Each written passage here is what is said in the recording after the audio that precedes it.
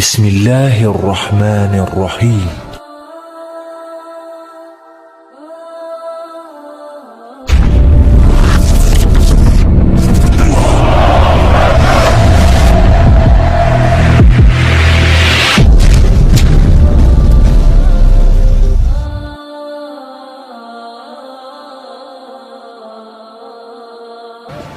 Sejak saat itu kemudian bangsa Arab ini mengalami awal dari Armageddon.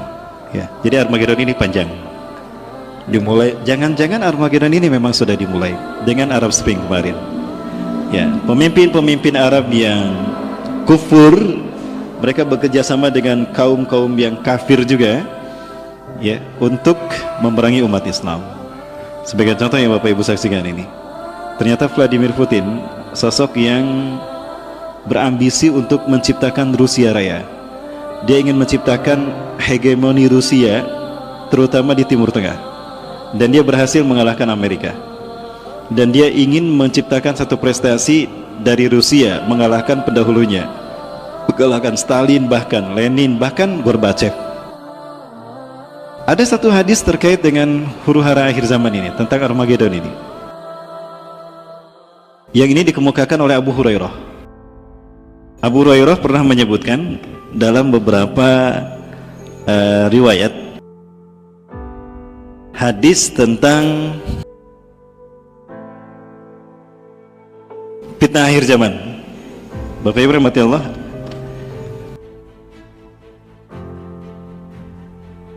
demi Allah, selama aku bersama Rasulullah SAW, aku mendapatkan banyak ilmu. Dari ilmu yang aku dapatkan dari Rasulullah SAW, aku mendapatkan 2 bejana ilmu dari Rasulullah. 1 bejana ilmu, demi Allah, sudah aku sampaikan pada kalian. Semuanya sudah aku sampaikan. Namun ada 1 bejana ilmu yang belum pernah aku sampaikan selama ini. Karena aku tahu jika aku menyampaikannya, maka nyawa aku taruhannya. Artinya ada 1 bejana ilmu yang diterima Abu Hurairah dari Rasulullah SAW, itu disembunyikan, tidak disampaikan. Lalu Abu Hurairah mengatakan, hari ini kalian menyaksikan aku sampai pada akhir ajalku, maka aku sampaikan pada kalian bejana ilmu ini. Karena aku khawatir aku termasuk dikatakan menyembunyikan ilmu, menyembunyikan kebenaran, dan itu dosa bagiku yang besar siksaannya di akhirat. Maka demi Allah, aku akan menyampaikannya. Maka kemudian Abu Hurairah menyebutkan satu demi satu hadis-hadis dari bejana ilmu tadi. Yang kedua, beberapa hal yang menarik di sini. Abu Hurairah mengatakan, menyebutkan beberapa nama, ya, nama-nama yang disebutkan oleh Abu Hurairah ini menyebutkan kucing besar, ya, yang berasal dari negeri berkaca,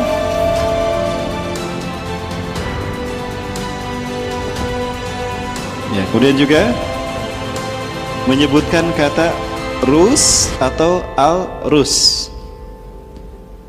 Yang kedua, Abu Hurairah menyebutkan bahwa Rasulullah SAW menyebutkan sebuah negara yang dipimpin oleh ratu besar, oleh seorang ratu besar. Dan Rasulullah menyebutkan nama Amerika. Yang ketiga, Rasulullah SAW juga menyebutkan satu bangsa yang ciri-cirinya bermata sipit, berkulit merah, dan berhidung pesek, dan berwajah lebar. Dan Rasul menamakan mereka bangsa Turki. Menemukan mereka bangsa Turki.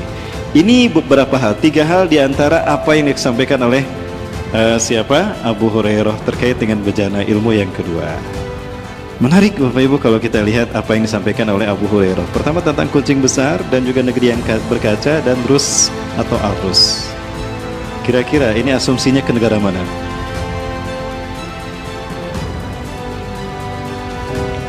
Rus atau Al-Rus? Kalau saya lebih kepada Rusia. Ya, Rusia. Rusia ini negara yang juga punya musim salju. Ya, dan saljunya ini menjadi bagian dari aktivitas hidup mereka yang terkesan ini menjadi kaca bagi mereka. Mohon maaf, mungkin asumsi saya salah, silakan. Berbeda pendapat silakan. Ya. Dan kucing besar di sini asumsi saya kepada Vladimir Putin. Dia punya ambisi untuk menguasai Timur Tengah, mengalahkan Amerika. Dia curi start dan ini berhasil. Dia berhasil mengambil hati dari pemimpin-pemimpin Arab yang ternyata Putin ikut membantu dalam resesi atau dalam konflik yang terjadi di negara mereka. Ternyata Vladimir Putin pula pernah bekerjasama dan membantu Abdul Fattah As-Sisi untuk berkuasa dan menggulingkan Muhammad Morsi.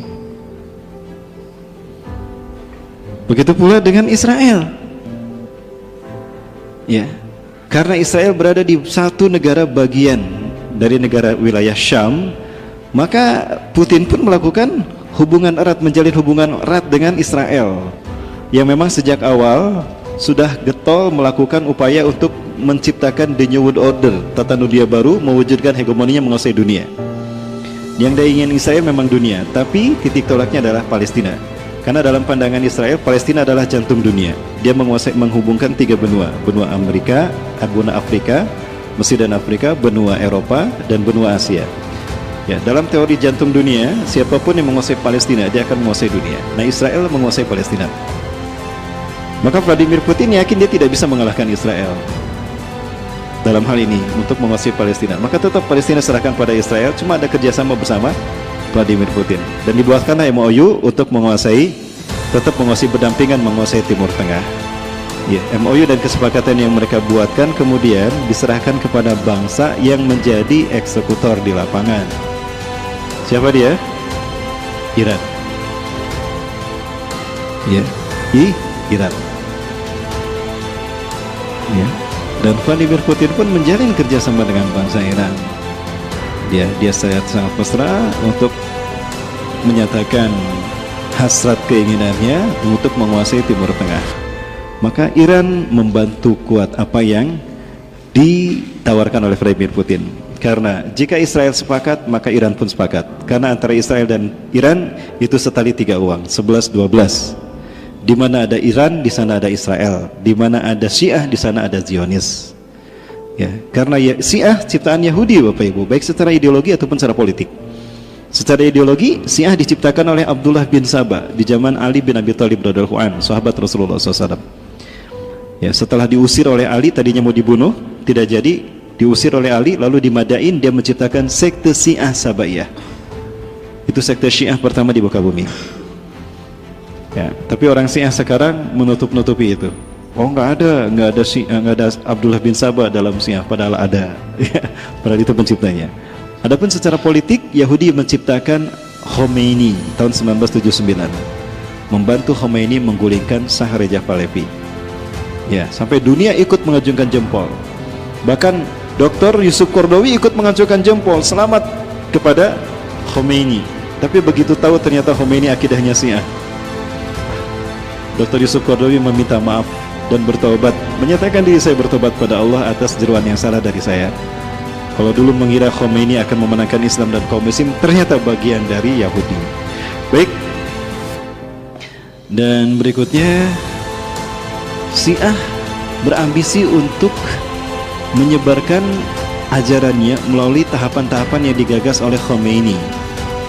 Program 50 tahunan yang hari ini sudah sampai pada tahap kelima.